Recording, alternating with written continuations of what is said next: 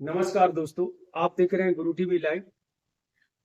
अभी बहुत से ग्रुपों पर एक जानकारी प्रकाशित हुई है कि सहारा और सेबी का विवाद है जो खत्म होने वाला है। बहुत अच्छी बात है, बहुत ही प्रसन्नता की बात है।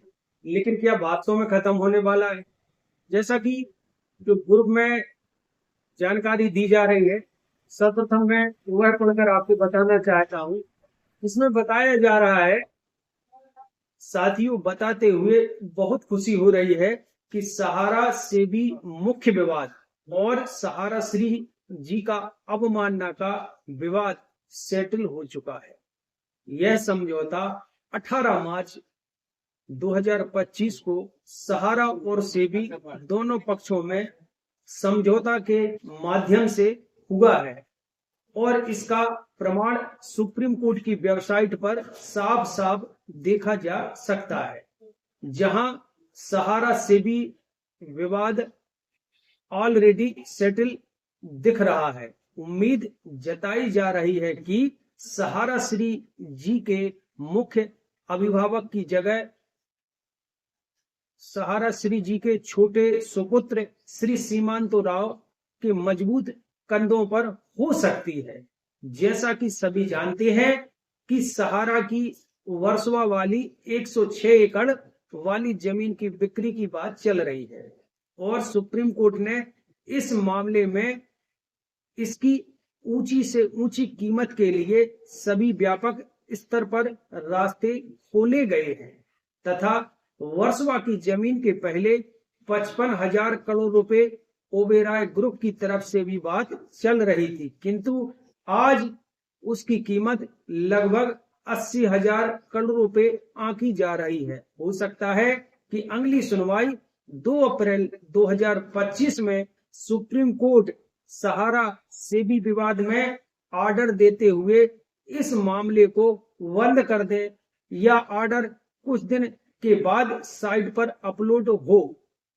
सहारा की एमबी वैली सहारा की देनदारी के लिए सबसे बड़ी बैंक गारंटी के रूप में सहारा के पास ही बनी है।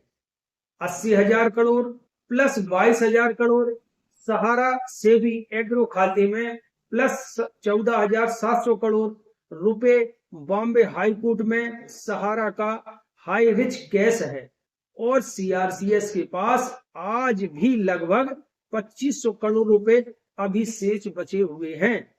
अर्थात सहारा के पास अभी भी लगभग 1,20,000 करोड़ रुपए की लिक्विड के रूप में कैश पड़ा हुआ है, जो सभी निवेशकों के भुगतान के लिए काफी है। बाकी देनदारी निवेशकों के सेटलमेंट के रूप में हो सकता है।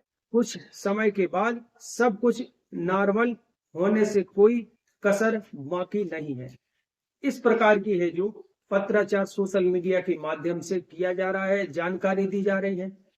तब मैंने इसकी वास्तविक सच्चाई क्या है, क्या वास्तव में यह सही है? यदि ऐसा है तो बहुत ही प्रसन्नता की बात है, क्योंकि सहारा से भी विवाद लगभग 2012 से चल रहा है और आज हजारों की तादाद में है जो जो सहारा के फील्ड वर्कर हैं, वह मारे मारे फिर रहे हैं। कुछ लोग आत्महत्याएं कर चुके हैं। जमाकर्ता भी अत्यधिक परेशान है क्योंकि वह अपने भुगतान से वंचित है। लेकिन क्या वास्तव में ऐसा होने वाला है? तो तब मैंने इसकी जांच पड़ताल शुरू की और मैंने इस केस को खंगालने का प्रयास किया कि आखिर इसकी वास्तविक सच्चाई क्या है। तो जैसा कि विदित है कि जो सहारा रियल एस्टेट कारपोरेशन लिमिटेड, दो प्रकार की जो कंपनियां थी सहारा की, जिस पर है जो सुप्रीम कोर्ट द्वारा रोक लगाई गई थी, सीबी के जो नियम कानून इसकी अवहेलना की गई थी, जिस कारण से है जो इसको प्रतिबंधित किया था, उसमें थी सहारा रियल एस्टेट कारपोरेशन लिमिटेड और सहारा हाउसिंग इन्वेस्टमेंट कारपोरेशन लिमिटेड। तो अभी इसको मैंने देखा तो इसका जो केस नंबर है वह मैं आपको बताना चाहता हूं।